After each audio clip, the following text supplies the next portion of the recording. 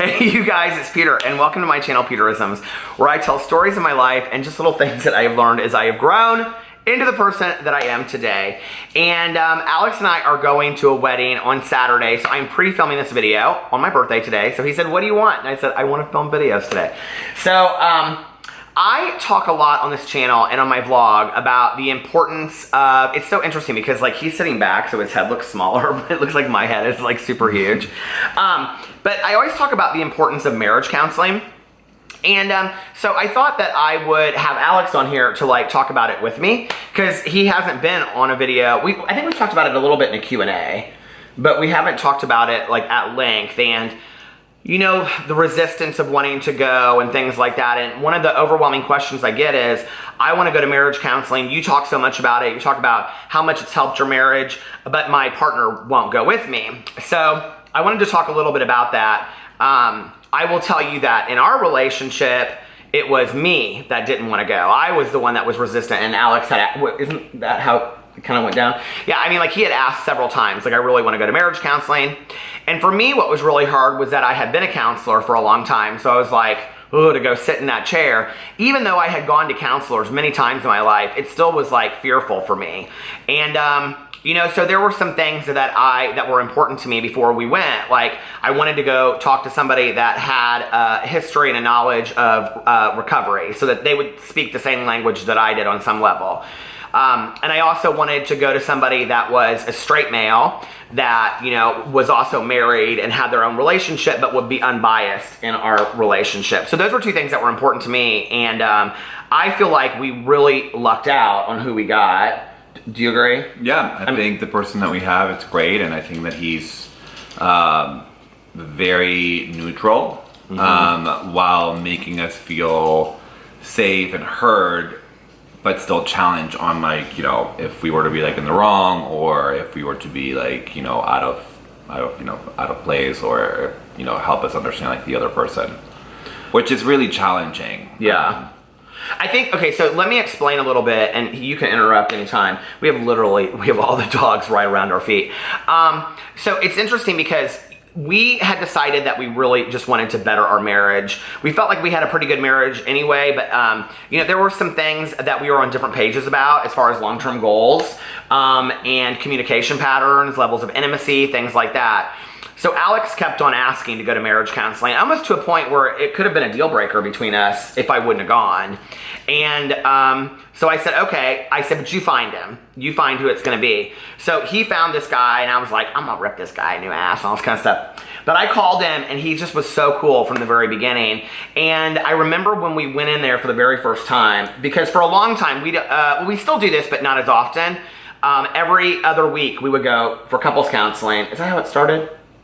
So every other week we would go for couples counseling, and in the weeks in between we would go individually. Like he would go alone and I would go alone. Isn't that how it works? I think in the beginning it was a little more frequent. Now we're just like pretty much like every other, and like our individuals are per need basis, I think. Yeah.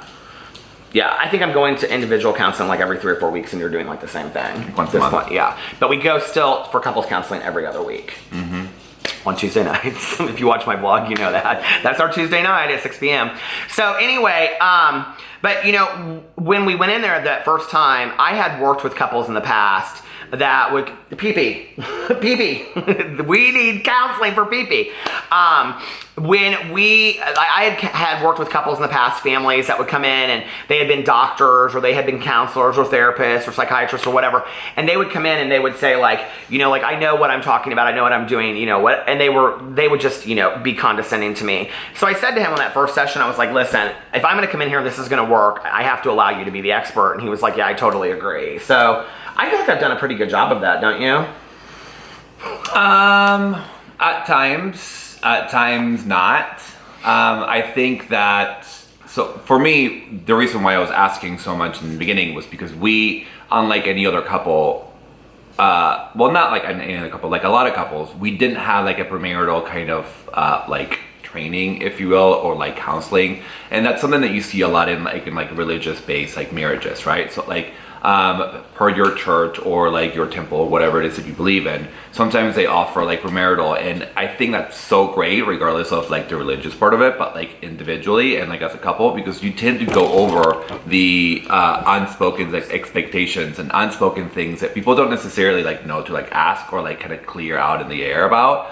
And like it's like really crazy simple things, like, you know, you grew up watching your mom do the dishes and your dad take out the trash, so then as you grow up you expect that, you know, your wife or your husband to do either or. And if you don't communicate that, and it's like, hey, like, are you not going to take out the trash? And it's like, well, you never really asked me. It's like, well, I don't have to ask you. And it's like, it creates kind of like really like, you know, basic but like not non-spoken, like just, I don't know, like challenges. And I think that like that's the kind of thing that like people uncover in like pre-counseling before you get married, and then, you know, it can avoid like bigger issues in the future, I think. I totally agree. Because you learn how to communicate with each other about like basic stuff, and you trust each other about communicating on basic stuff, that like the larger stuff doesn't seem so fearful, and it's like, how's he going to take it? Because you already know how he's going to take certain things, or she going to take certain things. So. Yeah, I agree. I wish we had done that. Me too. I'm sorry for being distracted. I mean, these dogs are just like right all around us. I almost said I'm going to put them in their house before we start, and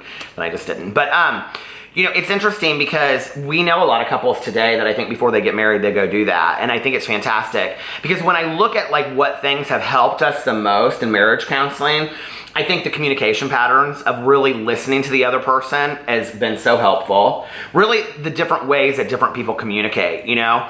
Learning how to clarify what the other person's saying, because we hear each other, right? But we hear each other from our perspective, which is not always clear or correct. And I may say something like, you know, hey, like, why don't we take Spanish lessons so you can learn how to speak Spanish? And he can hear it as like, you're trying to be like, give me another thing that I need to change. And it's like, no, you know, so like learning how to hear each other and then clarify things, I think that's something that we've learned a lot. We don't argue, like the arguments, and I've talked a lot about this in my vlog. I mean, we argued the first couple years. I was just talking the other day, maybe yesterday, about how like our friends had us over for dinner and said if you can make it past the first 3 years, like things are easier, which is true, but there were still so many things that like we didn't know how to talk to each other. And Alex's mom made an observation one time that I thought was really interesting. She said, you talk to Peter like one of your brothers and he talks to you like a client. And I think there was a lot of truth to that at that time. Whereas today, I feel like we talk to each other as equals. The communication pattern that I think is so interesting, this is how it happens in our counseling session. So our counselor will ask us, like, what do you guys want to talk about? And one of us will bring up something that has been going on or like an issue that we're having or whatever. And then he will allow that person to talk. And then when that person's done, he allows the other person to talk and he kind of mediates it. So what's happened over time is that we've taken that, I feel like this at least, that we've taken that and then brought it home, and between us, kind of role play that at home, if that makes sense. Minus the mediator. Would you agree? I mean, my perception's a little different. I feel like he allows us to like interrupt and like be as like organic as possible. And like he'll watch how we're interacting, but then he'll like, you know, there'll be a point where he's like, okay, well, what did you mean by this? And what did you mean by that? We'll let him now speak, you know, or like, wait a minute. Like he allows us to like interact the way that we would normally. That's what I meant by mediating. And then like after a while, like he'll just like kind of like break it up a little bit and then like go over the things and then kind of like dig within that. I guess that's what I meant by mediating. Versus like the way that we would communicate before, if it was an argument, would be like this and this, and it just get higher and higher and higher until we were just combustion. And we don't really do that anymore. I mean, if we do it, then we know how to like not let it like affect it beyond. Don't feel like he's disagreeing with me on everything I say. I don't feel like we do that anymore. See, so here's a great example. So like he's hearing us and disagreeing, and I'm not. I'm actually kind of like reassuring what he's saying, but like, you know, kind of just like, you know, taking a little bit. Just pay your money and go to marriage counseling, and I promise it'll work. Because you'll just tell people that you're in marriage counseling and it works. No. But to answer the question initially that like Peter, you know, presented, 9 minutes ago. You know, how do you basically get like your other counterpart to like agree to go with you? I think like the answer is simple. You know, just ask them what's their fear about going to counseling. Like, what are you so resistant about? Like, what is it that you think that like, you know, it's going to happen then, and like, why is it it's so important for you not to go, and why is it that you think that that kind of trumps like my need and desire to like want to go together? What if I had said to you, I don't believe in counseling, I don't believe it works? I would have asked for an explanation of that belief. You know, like to me, like, because I feel like that's like and that's like kind of the stuff that I was asking. You know, I was like, well, you know, maybe I wasn't so eloquent at asking, but essentially I wanted to understand why you didn't want to go. And Peter, you know, you said, you know, I'm just fearful of what's going to come and like how the outcome is per my experience and what I've watched, you know, yada yada. And to me, it's like, look, I don't really have any experience with it, so whatever. But like I was always like asking for it, and I think that like, you know, I think like being like respectful mutually, but at the same time kind of just being like, look, I'm gonna respect that you don't want to go, but like help me understand so that you can respect why I want to go. If we had not gone, and I think for two reasons. I think we didn't know how to communicate At all. And I think we didn't know how to, like, one of the things that is really valuable that he has taught us. It's never too late. I mean, like we started going last year, right? And this year we're turning 10 years together. So, you know, like at 9 years, 1 year, 8 months, 7 months, you know, like 15 years, 30 years, it's never too late. You know, like, you know, I am a completely different person than I was 10 years ago. And I think that like, I probably would be a different person today that I am today in comparison to if we would have started like later or like earlier. But, you know, I can't think about that. Like the ultimately is like, hey, like we're using and learning things that, you know, are important and yeah, it's never too late. Yeah. And you know, and it bleeds into other areas of your life. Like, you know, like it's definitely allowed me to like communicate better at work and with my family members, and I noticed patterns that like I was implementing with like Peter. You know, like like my mom said, you know, like you speak to him like as your brother, and I've kind of like learned to like, okay, well, why do I speak to him, you know, that way? And then also kind of like, well, he's not my brother, and like, you know, like kind of like know and like place people and like do relationships in like the correct, you know, which is important, because like one of the things that bothered me in the past was that I would say, when you show me affection, it's very much like you would show a friend or a brother. It's kind of like, you know, teasing, and he does all of that kind of stuff. And I would say, I don't think that, like, that's not, like, there's a time and a place for it, but that's not romantic to me. And so when he started speaking to me differently, and he stopped talking to me like a brother, like, you know, then the relationship changed, I think. The other thing is that, like, our counselor really talked to us about the list, and I've talked a lot about this on my vlog, the list of different forms of intimacy. I think it's really important, don't you? Like, and understanding that intimacy is not just like physical or like, you know, verbal or emotional. You know, like the 5 love languages, great, right? But that's only 5 ways of intimacy, right? And there's so many other ones. There's spiritual, intellectual, recreational. Yeah. Recreational is real important for us. Financial. You know, like, and this, you know, all other stuff. And I think that like, the more programmed you are into all those levels of intimacy, the closer that you get, the more vulnerable you can be for the other person, the better you're going to communicate. And this one right here has gotten real emotional in the last year. And it's been cool to see. Like, it's been really cool for you to let your guard down and allow me to come in, you know, to not be as guarded as you were before. Yeah. But, you know, I think, like, the other thing is, too, is that when we do argue, it's a safe place for us to argue, like the counseling. Like, we sometimes now, like, wait if we have a huge issue. Don't I feel like that? I mean, I try not to necessarily wait, you know, and I think that, like, I'm like, look, like, we've invested a lot of money into our like relationship, so like we shouldn't have to wait, you know. No, yeah, I mean, like, counseling is an investment in our relationship, and you know, like, look, listen, like, if money is an issue, then like there's a lot of counselors that like would work, like, you know, with that, and then also like giving you receipts so that you can submit it to like your insurance. You just have to kind of like be pastoral counseling. There's all kinds of counseling, and you know, and I've recommended that to a lot of people that have looked for it. I don't know. The bottom line for me is that I don't think we would be together right now if it wasn't for counseling. No. I think that we were at a point where neither one of us was happy.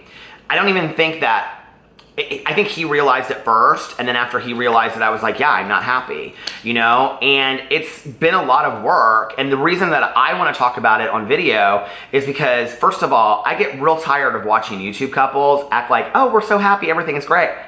That's just not realistic, okay? Couples go through times, they go through valleys. It's not all mountains, not all relationships are fantastic. And you're gonna have some discussion about what you want. But I can honestly sit here and say, we started in, what was it, April of last year? April of 2017.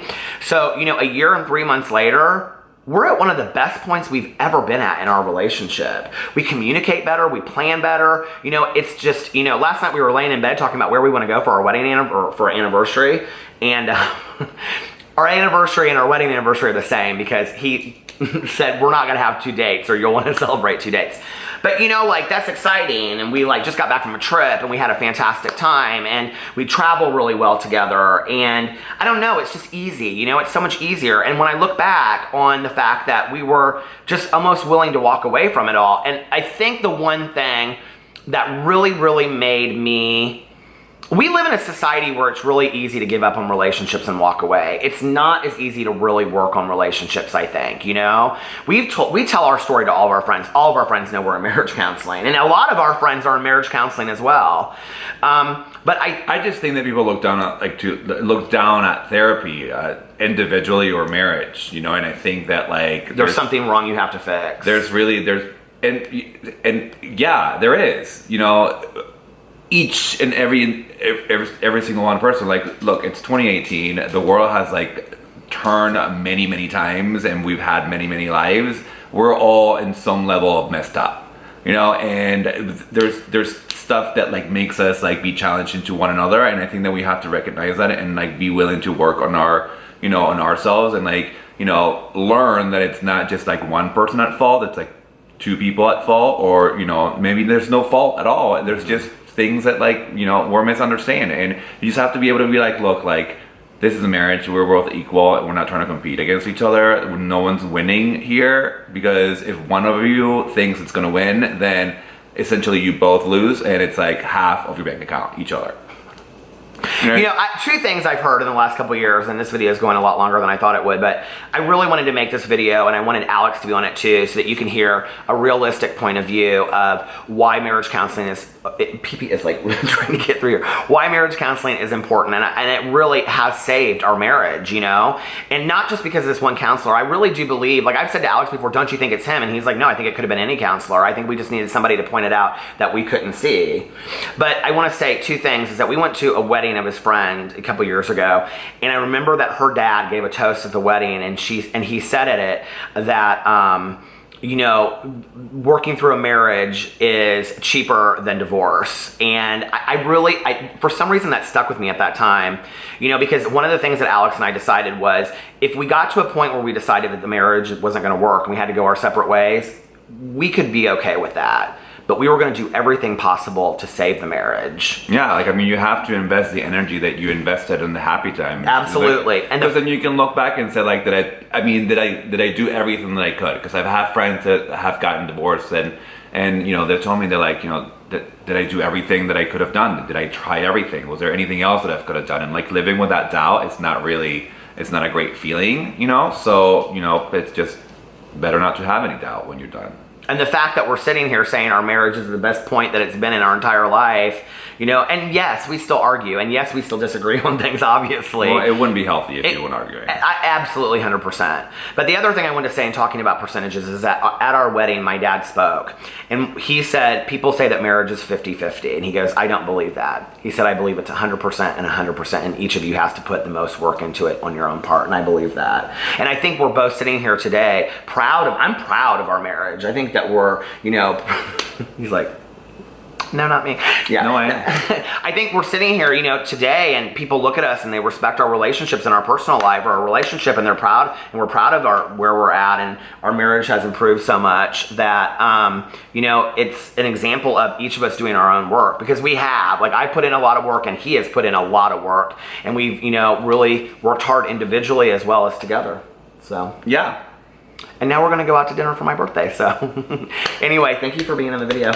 You're We're going welcome. to do a Q&A too later, so you guys have to go over to my main channel and see the Q&A. So go to marriage counseling if you guys, and I think it could be helpful to anybody, not just people whose marriages are, you know, troubled. I think anybody can Call it whatever you want. If you don't want to call it marriage counseling because it makes you feel like, you know, like it's like bad or whatever, then call it, I don't know, a workshop. There you go. A workshop. We're going to our marriage workshop. Yeah.